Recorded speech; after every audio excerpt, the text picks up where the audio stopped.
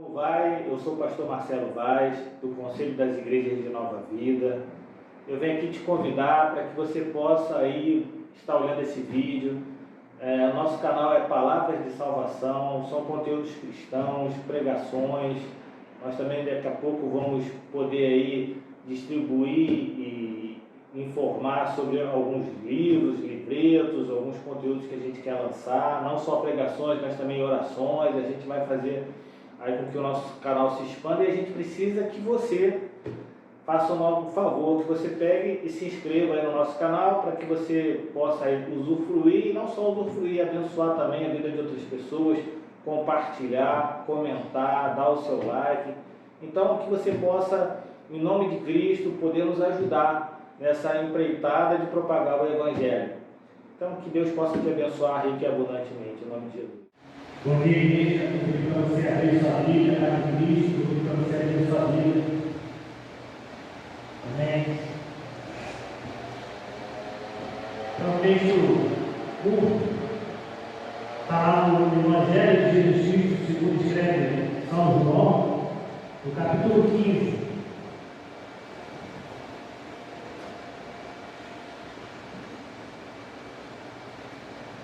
João, capítulo 15, verso 3, apenas o verso 3. O título da mensagem é A Palavra que Limpa.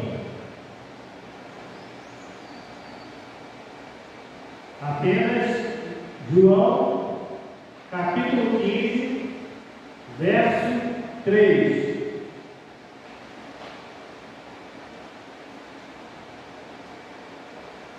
Se tiver dificuldade, tem aqui, ó, atrás o escrito aqui. Amém? Tem que ajudar a irmã aqui. Em nome de Jesus.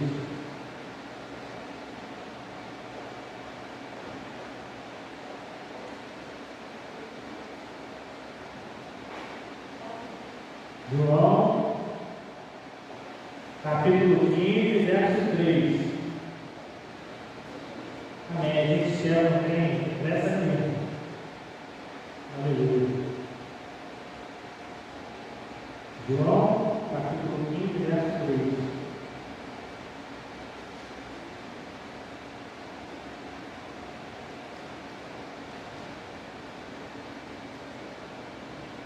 Mateus, Marcos, Lucas e João.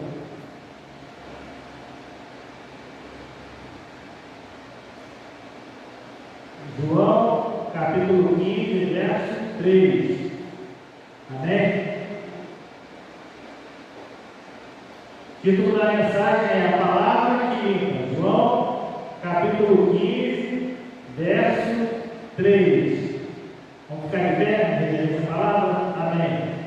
Diz assim a santa palavra do Senhor: Vocês estão limpos por causa da palavra que lhes tenho falado. Novamente, vocês estão limpos por causa da palavra que lhes tenho falado. Pai, louvado seja e engrandecido o seu nome. Queremos ouvir a tua voz, fala aos nossos corações. Não nos deixe, Senhor, sair daqui sem sermos abençoados com a sua presença e com a sua palavra. A palavra que limpa, a palavra que tira toda a sujeira, tudo aquilo que possa nos contaminar, a santa palavra do Senhor, que é revelação sua para as nossas vidas. Fala sobre ela os nossos corações.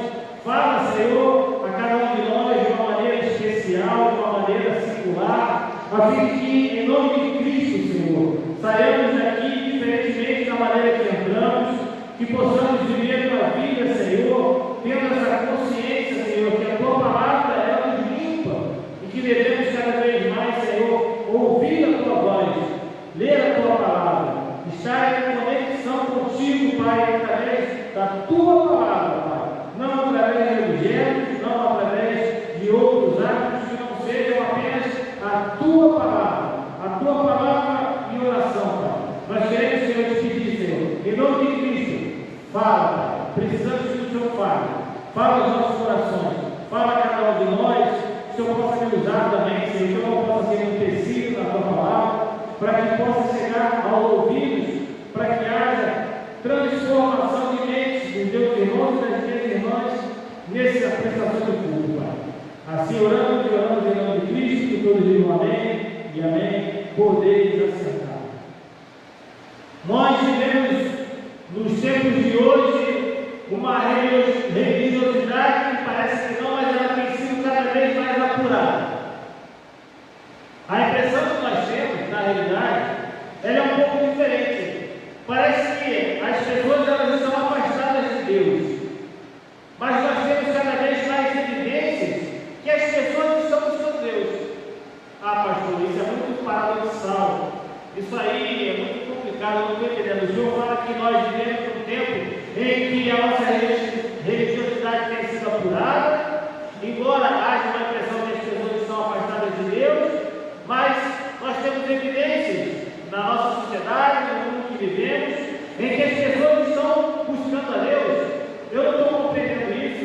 As igrejas estão cada vez mais vazias, as pessoas têm cada vez mais esfriado o seu coração. Pois bem, de repente você está pensando que eu vivo em outro mundo, que eu não estou vivendo nessa sociedade, não vivo nesse contexto desse mundo. E aí parece realmente paradoxal o que eu acabei de afirmar, mas tenha um pouco de paciência que eu vou explicar para você e você vai compreender daquilo que eu estou falando, que eu desejo falar para você.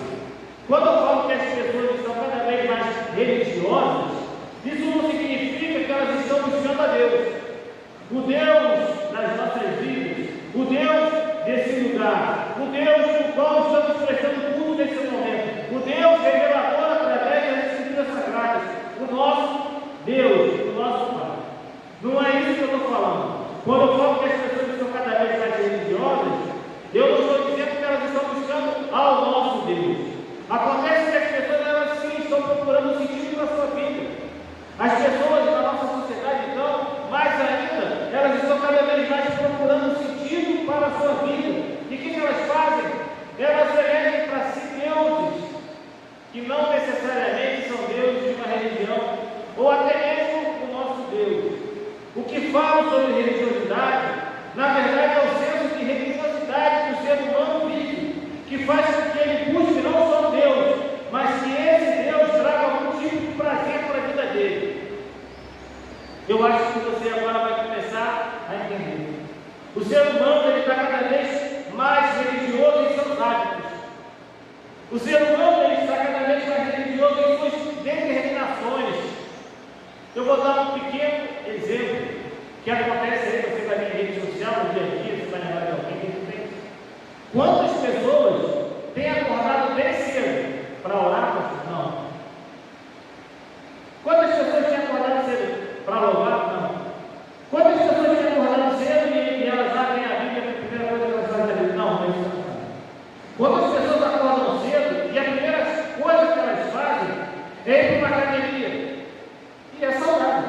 Ir para a academia é saudável. Eu até não falo em relação a isso. Mas graças a Deus. No entanto, isso se tornou uma religião. E é religioso a pessoa estar em uma academia. É religioso a pessoa cumprir essa rotina semanal, porque na cabeça daquela pessoa, ela está fazendo de fato algo que faz bem à vida dela.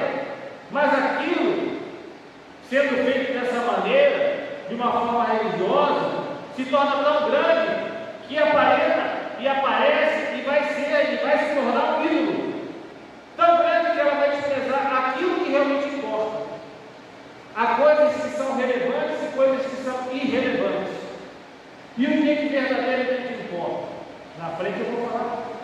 A religiosidade do ser humano, ela não está resumida a um templo feito de cimento, feito de tijolos. Ela não está pautada no local geográfico. Ela não está no domingo de manhã, no domingo de noite, ou seja lá, no dia da prestação de culto. Mas aquilo que ela propõe em seu coração para poder cultuar, aquilo que ela chama de Deus. Às vezes Deus, da vida da pessoa, é o próprio ego, ela mesma. O Deus dela, ela mesma é o ego dela. Ela é uma pessoa humanista, egocentrista, e aquilo é tão grande, tão firme, que ela se torna uma religiosidade se torna grande, se transformando num ídolo. Às vezes, é seu próprio corpo. Você pega a rede social aí, principalmente aqui, Uai, tal. Você entra lá, é um tal de mulher mostrar corpo, homem mostrar corpo sagrado, é homem de sunga, é mulher de biquíni, é não sei o que lá. E outras páginas aí que a rapaziada aí fica colocando coisas aí que só o Senhor na calma. Às vezes, é o trabalho da pessoa. Eu conheço gente que vive para trabalhar, não trabalha para viver. Eu conheço gente assim. Às vezes, é o dinheiro. Eu conheço gente que não pode ter dinheiro. Viu o dinheiro, pegou dinheiro, colocou no bolso de dinheiro. A chave não é roubada. Ou senão fica procurando uma maneira de poder arrumar dinheiro. Não precisa de dinheiro. Mas o que você tem já não te satisfaz? Aquilo que Deus colocou na sua mão já não te satisfaz? Pode ser qualquer outra coisa. E essa outra coisa, ela vai simplesmente ficar no lugar da figura do nosso Deus, o que é relevante. Porque só Deus, só Ele, é capaz de limpar o ser humano de toda a sua imundícia. Só Deus é capaz de limpar o ser humano da sua imundícia.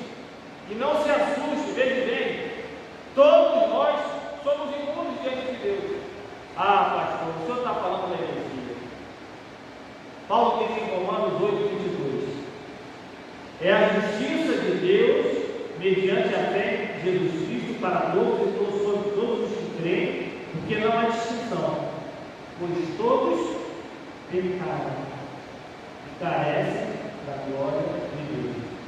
Você não é exceção nessa situação nova, porque todos são todos, não é metade, não é 2 quartos, 3 quartos, todos são todos. E isso tudo acontece porque o nosso caráter é contaminado pelo pecado. Eu não peco nada. Jesus colocou lá em cima, lá na baliza, no pecado. Não é só a condição carnal que adverte para Jesus. Pensamento. Se você já pensar, mas quando Jesus profere as palavras do texto central, ele traz algo importante aos nossos corações, porque o cristianismo, ele não é apenas uma religião, se trata de algo muito mais sólido, algo que adentra os nossos corações, transforma as nossas vidas. Se o Evangelho não transforma a sua vida, você tem algum problema. Se a palavra de vida não transforma o seu caráter, você está com algum problema. Porque o cristianismo, ele traz limpeza, mas limpeza de quê? De caráter. E essa limpeza, ela tem que ser feita todos os momentos, em todo o tempo, porque nós pecamos e carecemos da glória de Deus. Pastor, mas qual é o instrumento da limpeza que Jesus utiliza sobre as nossas vidas? Olha aqui que ele afirma lá em João 15:3, novamente texto central. Vocês já estão limpos por causa da palavra que lhes tem falado. Pronto. Acabou. Não há outra coisa que limpe o ser humano do que a palavra de Deus. A palavra de vida. Essa sim limpa o ser humano. Por mais que sejam os atos religiosos rigorosos, não. Vamos fazer aqui um culto, vamos fazer aqui uma movimentação, um congresso, ou em outra religião, vamos fazer aqui uma missa, vamos aqui, não podemos tocar ali, não podemos tocar acolá. Por mais que você tenha que ser uma pessoa reta, caridosa no seu coração, que tenha compaixão com o próximo, uma pessoa legal, boa, uma pessoa boa. Por mais que você faça alguma coisa por aquela pessoa, por alguém, isso não vai trazer justiça nem pureza para a sua vida, nem para mim. Não traz justiça nem pureza. Nossos atos, por mais que sejam benevolentes, por mais às vezes que sejam altruístas, eles não trazem justiça nem pureza para a nossa vida. O que traz de fato pureza para a nossa alma é a palavra de Deus. É a santa palavra de Deus que traz pureza para a nossa alma. Como diz lá, os reformadores, e nós há pouco tempo aí comemoramos o tempo de 6 anos da reforma protestante, só a palavra. Só a Escritura. Só a palavra. Só a palavra ela limpa de fato, e ela limpa de uma forma a trazer pureza para a nossa alma. A palavra está associada de tudo. Não é a palavra com alguma coisa. Não, eu vou fazer a palavra aqui, aí eu vou arrumar um ponto de conexão. Não, é a palavra, não. É a palavra desassociada de tudo. É a palavra sem acréscimo, sem o copo com água, sem a rosa, sem o lenço ungido, sem o rito judaico, que a gente põe pano de saco, fica lá. É maluquice. Judaizantes dentro das igrejas cristãs. Por isso que eu falo, a Páscoa não é para se comemorar. A Páscoa é para a gente lembrar do que aconteceu, mas não é para a gente comemorar. Eu preguei isso aí na época da Páscoa. Jesus ressignificou a Páscoa. Nós ceiamos, sim, nós ceiamos, mas nós não comemoramos a Páscoa. A Páscoa é, na realidade, um ato religioso judaico. Ou de repente até alguma concepção que vem à minha cabeça de qualquer outra pessoa. Não, vamos fazer assim, ou vamos andar por esse caminho, porque aí, eu não leio a palavra, mas se a gente andar por esse caminho aqui, eu tenho certeza que vai estar tudo bem, porque a última vez que eu fiz isso, tem gente que vendeu muito futebol com a mesma coisa. Não, essa aqui é a minha comida. É mais ou menos isso. Essa aqui, eu só vejo nessa rádio aqui. Eu só vejo nessa televisão aqui. É somente a palavra. As palavras do próprio Deus sobre a nossa vida. Palavras libertadoras. Agora então, que você já entendeu, a pergunta é: e o que você tem de palavra absorvida em seu coração? O que tem absorvido no seu coração da palavra de Deus? O quanto você tem lido a palavra de Deus? O quanto você tem absorvido? Porque às vezes o cara conhece a Bíblia toda. Eu uma vez fui fazer um evangelismo lá perto da Bandeira 2, para quem não sabe, é uma comunidade que fica ali embaixo do viaduto que tem ali na antiga Suburbana, que leva ali para o Norte Shopping. E aí eu fui fazer um evangelismo lá, porque lá tem uma cracolândiazinha. E aí eu fui lá entregar panfleto, o pessoal foi levar comida e tal. E aí tem um rapaz que estava do meu lado, normalmente eu não me identifico como pastor, ando de ônibus, tem gente que chega, pastor, eu nem sei quem é. Ando de ônibus, ando de roupa normal, como banho pelado, faz tudo normal. Todo na minha vida igual assim. Aí eu estava lá com uma roupa normal. E aí a pessoa chegou para mim e falou assim: senhor da igreja? O senhor me está distribuindo? Eu estou assim. Aí ele começou a tentar argumentar comigo que eu deveria sair da igreja. E sabe qual foram os argumentos dele? O mesmo que Satanás escolheu no deserto. Ele usou a palavra. Ele conhecia a palavra. E aí eu perguntei para ele: você conhece a palavra? Eu conheço, eu não falei nada. Eu conheço o diabo, mas aconteceu isso sentado na igreja, e aí eu vim para cá. E uma coisa aconteceu que eu quiser, você precisa falar o que aconteceu. Suporta.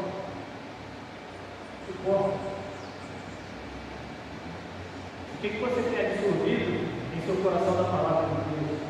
Porque quando a gente olha essa expressão, nós podemos também nos lembrar de algumas expressões de Jesus que de fato traz algum tipo de alívio ao nosso coração. Quer ver uma coisa? É uma bênção, né? Diz lá: não se turbe o vosso coração. João 14. Vinde a mim todos vós que estáis cansados, sobrecarregados, e eu vos aliviarei. Mateus 28, 30. Quantas palavras lindas que o nosso Senhor Jesus trouxe aos nossos corações. Palavra de vitória, é bênção, amém. Tomai sobre vós o meu jugo e aprendei de mim que sou manso e humilde de coração, e acharei descanso para para a vossa alma. Isso todo mundo sabe.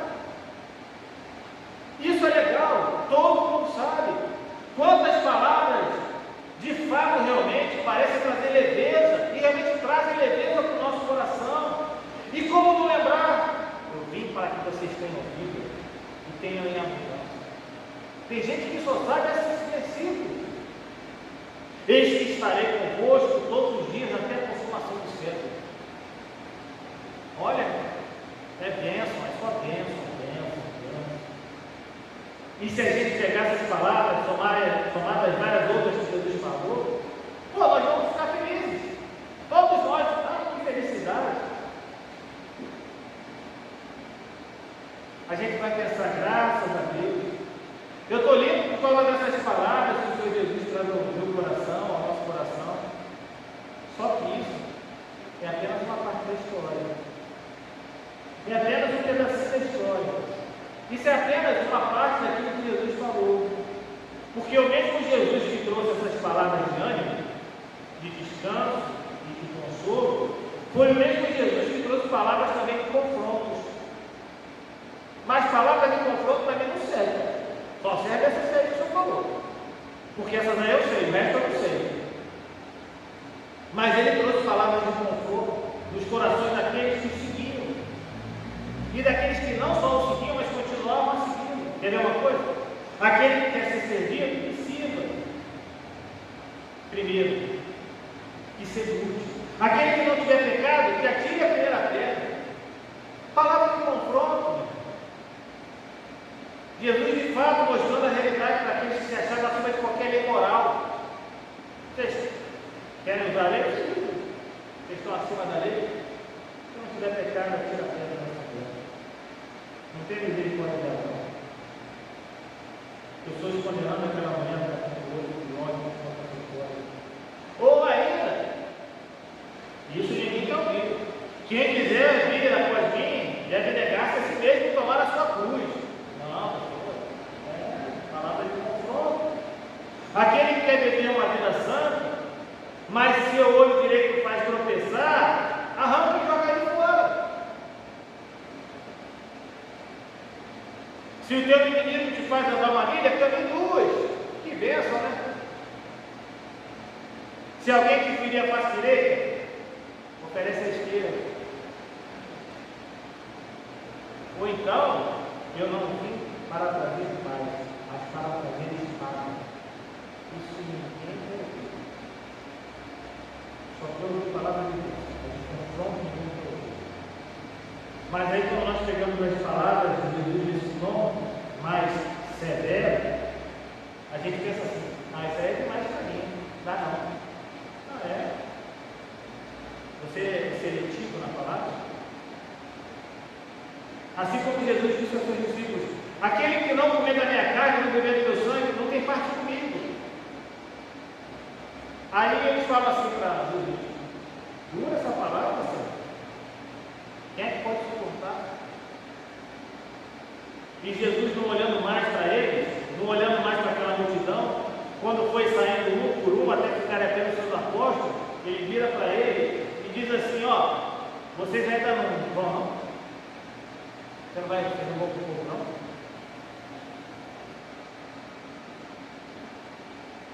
Aí Pedro lança uma palavra que a gente deve colocar no coração. Mesmo sendo mais uma força de todos os discípulos, recorda que ele fala, para onde nós iremos se só tu tens a palavra de Deus?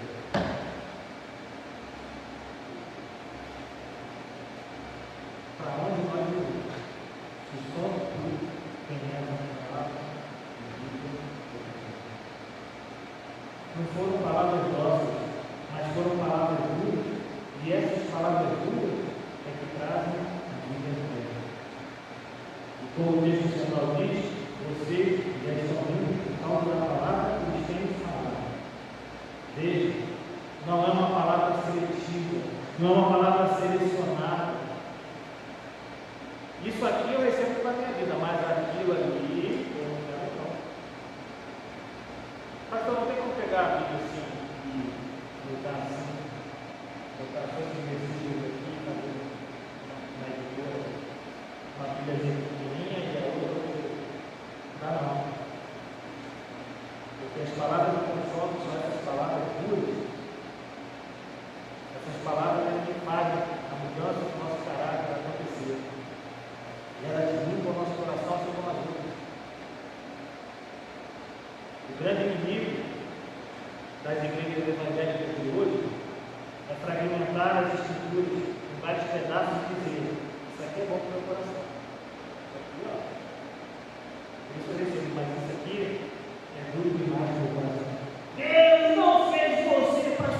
você.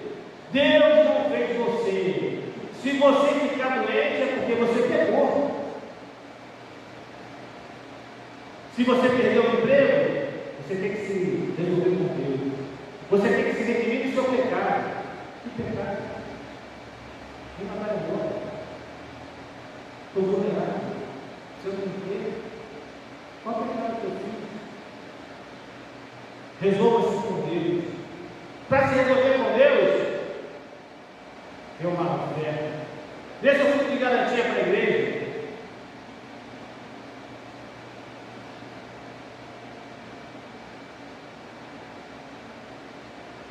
Tem gente que não quer carregar as palavras duras que vem da Bíblia Sagrada.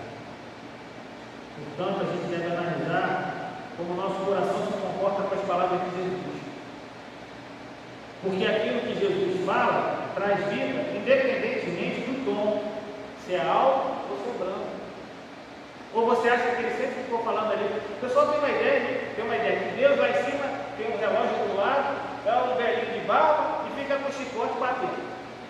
E tem uma ideia que Jesus é aquele que fica sentadinho, conversando. Ué, quando ele chegou no templo e viu o comércio lá dentro, o que ele fez? Botou para quebrar. Eu queria ter vivido o que ele fez, eu precisei de Paulo. Ele botou para quebrar. Começou a jogar tudo pro alto. Sai daqui, sai da casa do meu pai. O que vocês estão fazendo aqui? Isso aqui é um templo sagrado. Porque eu não sei se vocês se lembram, mas Jesus era judeu. Como judeu, ele cumpriu todos os dias. Foi circuncidado. Família, tudo isso. As festas, todas elas aqui. Mas ele estava lá, subindo no deserto, ou você esquece que foi justamente numa época da Páscoa judaica que ele se resolveu.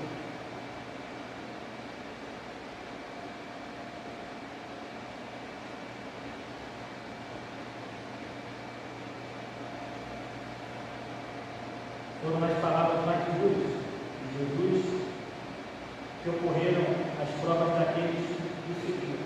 Foram nessas palavras. Nós precisamos enxergar com mais clareza o propósito da palavra de Jesus sobre uma coisa. Tem muita gente cega dentro da igreja. Ou se não, com um orgulho puro.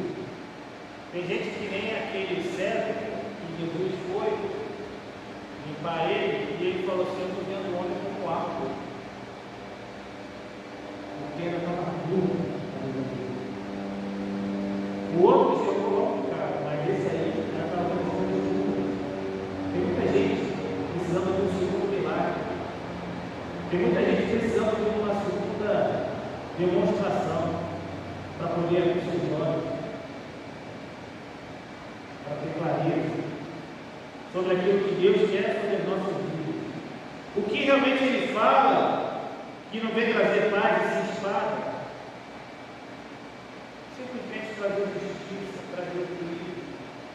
O que Jesus queria dizer, quando disse lá que a gente deve seguir Ele, pegar cada um de nós, tomar nossa cruz e seguir a Ele, Ele fala sobre Jesus. Tem gente que leva o pé da letra a isso, Ele está falando sobre Jesus. Mas por conta do grau de dificuldade que nós colocamos, nós preferimos muito mais rejeitar palavras difíceis, palavras duras, abraçar aqueles que afagam nosso coração. Eu vou lá, tá bom, gente. Só tem palavras de Deus. O Evangelho não se trata de afagar o coração do ser humano. Por isso que a gente está fazendo memória. Por isso que as pessoas elas se afastam de Deus. Por isso que elas pegam e elas procuram aquilo que lhe convém, que o pastor que lhe convém na hora que lhe convém. Às vezes o pastor uma vez, ele começa a falar, o pessoal está daqui a pouco, quando vê, ele vai dar a palavra para o mar, hoje é tão fácil fazer as coisas. O Evangelho não se trata de afastar o coração do ser humano. O Evangelho trata de transformar o coração do ser humano. E veja bem, eu estou falando que as palavras nossas Jesus não transforma em ninguém, transforma, claro. Eu estou falando que a palavra transforma, mas muitas vezes, e na grande parte, pelo menos na minha vida, eu preciso ouvir as palavras mais duras de Deus, porque senão eu não consigo caminhar.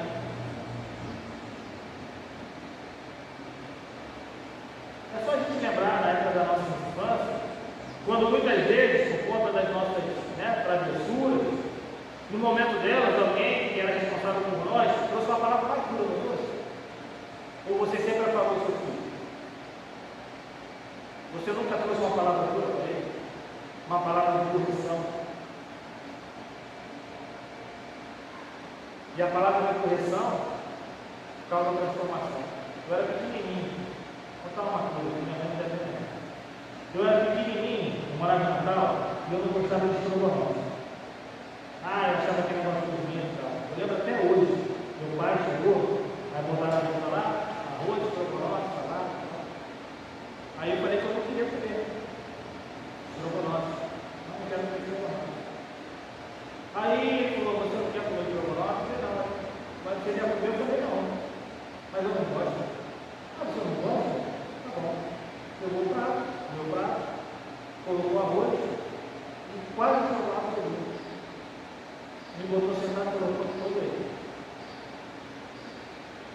Comecei a chorar. Come sem chorar.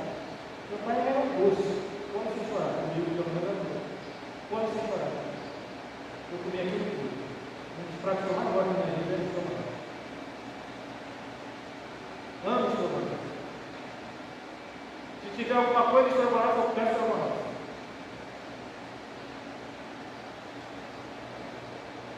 Aquela palavra dura, trouxe transformação para mim. É uma coisa pequena, mas é uma coisa que impactou. Eu não esqueci, com 57 anos, eu não esqueci uma coisa quando eu tinha 5, 6 anos. Às vezes, as palavras impactantes, elas são palavras importantes. Por isso a gente não deve selecionar. A gente deve entender o que Deus quer tratar no nosso coração, por mais constrangedor que às vezes seja. Que às vezes é constrangedor. Às vezes a gente precisa de Deus sacudir a gente. Às vezes precisa de Deus chegar lá, olha aí, vamos caminhar, não para não, anda. Parou por quê? O que ele falou para ele ir lá? Meu filho, o que você está fazendo nessa caverna aí?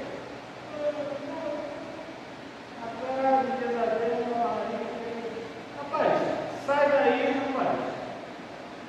daí, vai lá na casa deles, Deus chama ele para andar contigo.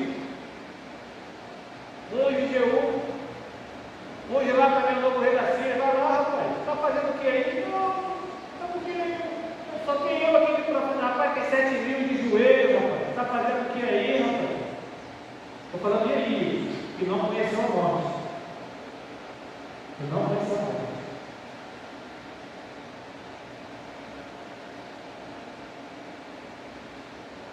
E aonde é que a gente encontra essa família de Deus hoje?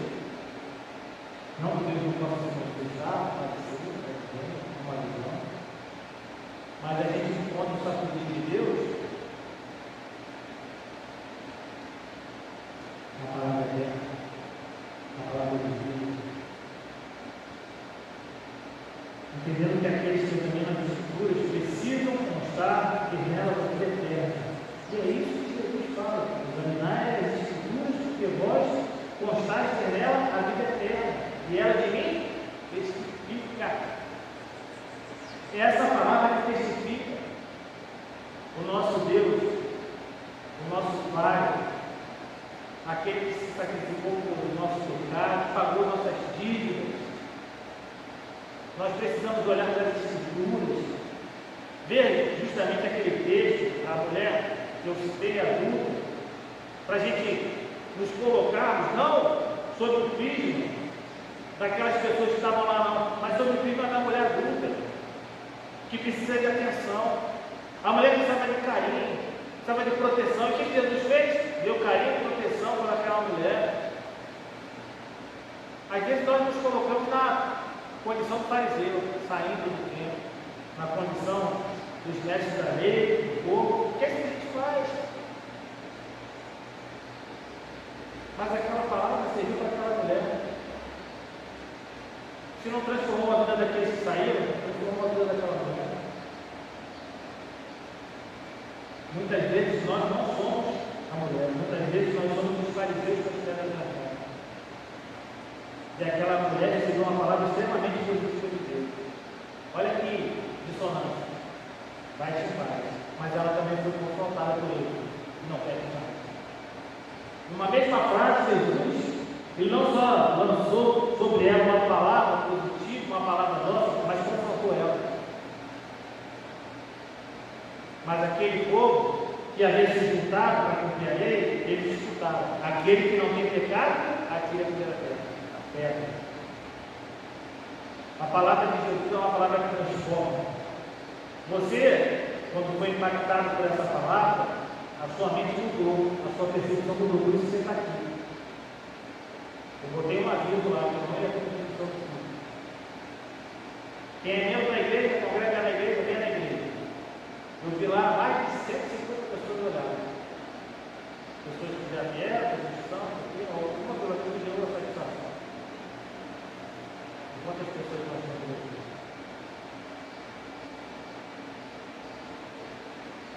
Repare que Jesus, nesse discurso de João 15, no nosso texto central, ele podia usar de vários argumentos. Ele poderia ter dito, vós estáis limpos por causa dos milagres que eu faço. Eu faço tanto milagre. Quem vai limpar o seu coração? Eu curei um cego de nascença. Eu acalmei uma tempestade. Eu expulsei vários demônios. Eu ressuscitei Lázaro, porque quando ele fala isso, ele já havia ressuscitado Lázaro. Mas o que Jesus fala é: vocês já estão vivos por causa da palavra que vocês têm falado. O que isso significa? Significa que os milagres são importantes. E nós, vocês somos muito milagres. Mas é a palavra que transforma. É a palavra que alimenta o corpo.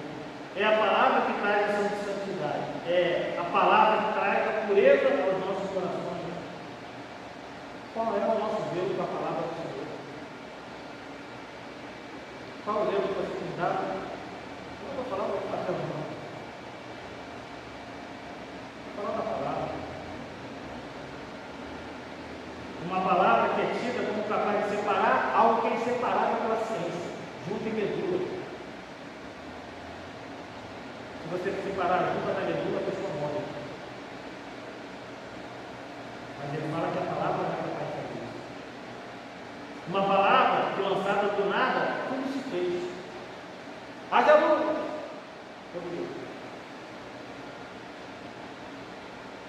Uma palavra que tem poder.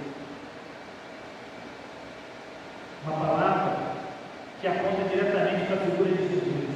De lá, João, no princípio era o Verbo, era o Logos estava com Deus, e o Logos era o próprio Deus. Como nós temos tratado a revelação especial do Senhor? Porque isso aqui é uma revelação do Senhor para nós.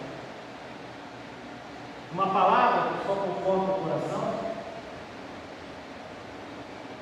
como transforma a nossa existência, uma palavra que não freia aquele que está sem um direcionamento, uma palavra que traz tranquilidade para o coração ansioso, uma palavra que traz ânimo para aquele que está com uma depressão.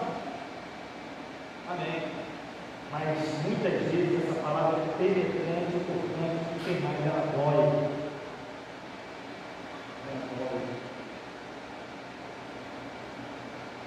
Mas a dor é a medida daquilo que nós precisamos. Vou dizer uma coisa para você: a pessoa pode não ficar mais na igreja, abandonar a igreja. Ela pode. Agora, se ela abandonar as escrituras, ela abandona o próprio Deus. Ela abandona o próprio Deus. Não há comunhão do ser humano com Deus se não for pautada na lei, na palavra dele. E pense bem, na lei, estamos na graça, estamos na lei espiritual. Se não for pautado nos ensinamentos, entendimentos que essa palavra nos traz, nós somos orgulhosos. O orgulho santo de fazermos parte de uma comunidade séria. Mas nós não seríamos nada se o centro da nossa existência não fosse a palavra.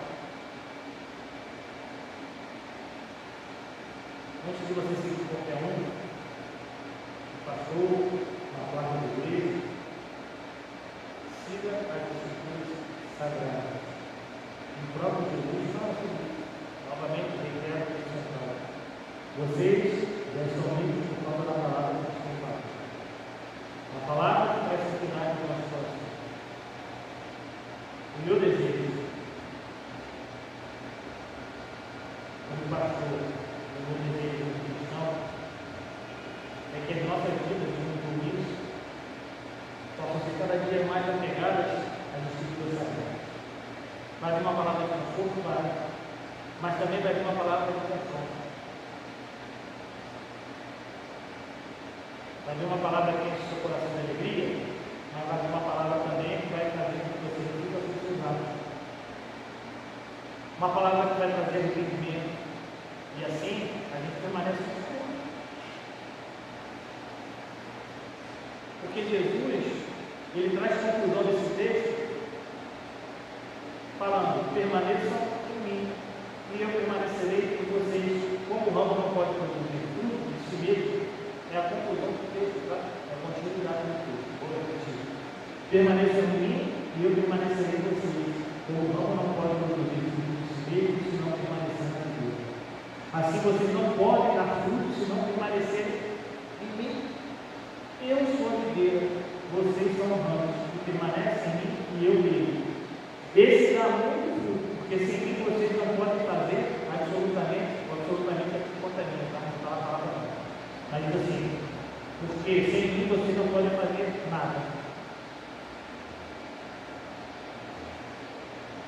Que você possa ser aprender a se conectar